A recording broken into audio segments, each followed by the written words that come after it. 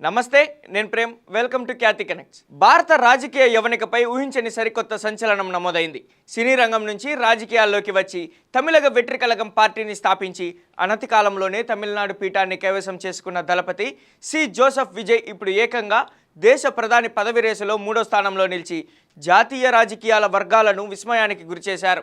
India today see voter సంయుక్తంగా నిర్వహించిన ప్రతిష్టాత్మక మోడ్ ఆఫ్ ది నేషన్ తాజా సర్వే ఫలితాల్లో దేశ ప్రజల ప్రధాని ఎంపికలో నరేంద్ర మోదీ, రాహుల్ గాంధీ తర్వాత 9.2% మద్దతుతో విజయ్ 3వ స్థానాన్ని కైవసం చేసుకున్నారు. మమతా బెనర్జీ, అఖిలేష్ యాదవ్, అరవింద్ కేజ్రీవాల్ వంటి ఉద్దండులను వెనక్కి నెట్టి విపక్ష కూటమి నాయకత్వ రేసులోనూ 12.2% ఓట్లతో రాహుల్ తర్వాత 2వ స్థానంలో నిలవడం సాధారణ విషయం కాదు. దక్షిణాధినేత ఢిల్లీ పీఠాన్ని అధిరోహించాలన్న లక్ష్యంతో టీవీకే వేస్తున్న పావులు నిజంగానే వర్కౌట్ అవుతున్నాయా అనేది ఇప్పుడు చూద్దాం.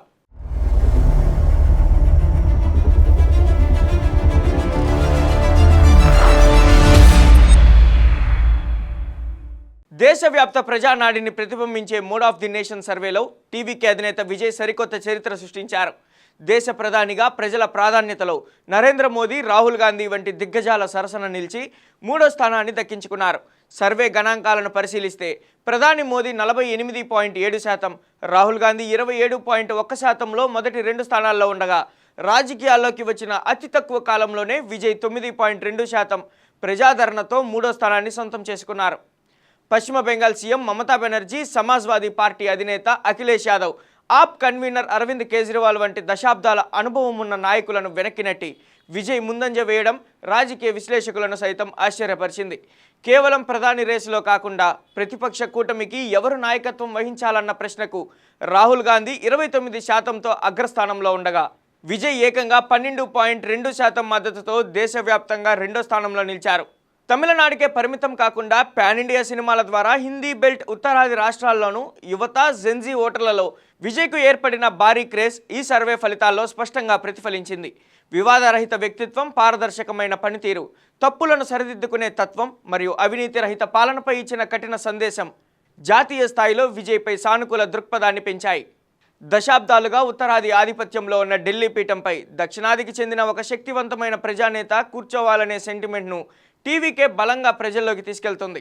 ఎర్రకోటపై జాతీయ జెండాను ఎగరవేసే సత్తా విజయ్కే ఉందని పార్టీ శ్రేణులు విశ్వసిస్తున్నాయి.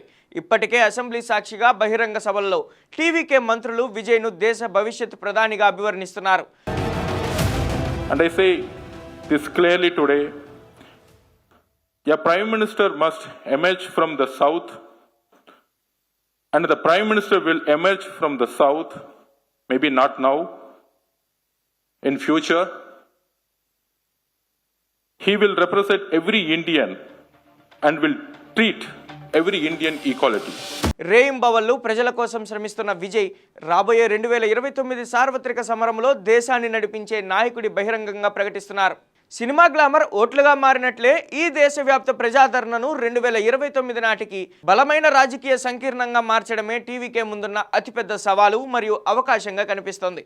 ప్రాంతీయ పార్టీ అధినేతగా మొదలై దేశ ప్రధాని అభ్యర్థుల రేసులో టాప్ 3లో నిలవడం ద్వారా విజయ్ జాతీయ రాజకీయాల్లో ఒక సరికొత్త ప్రత్యామ్నాయ శక్తిగా ఎదుగుతున్నారని mood of the nation survey నిరూపించింది.